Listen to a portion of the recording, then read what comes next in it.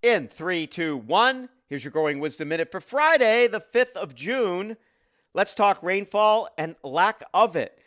So, one thing is you might be feeling like this year is a little bit like it was last year in terms of weekend rain. And yes, we are basically doing the same thing. In March, we had 3 rainy weekend days. This year we had 4. In April last year we had 5. This year we had 4. In May we had 5 last year. This year we had 6. And in June we had 4 last year. And obviously we don't know how many we're going to end up with this year, but we probably will have at least 1 coming up this weekend. So it seems like it's just been raining a lot. But then you go to something like the Drought Monitor, which came out yesterday, and it expanded the extreme severe drought, or I should say the severe drought, southward.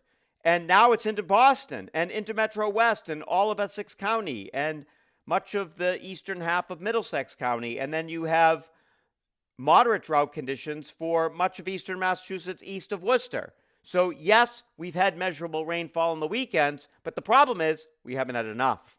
For GBH News, I'm Dave Epstein.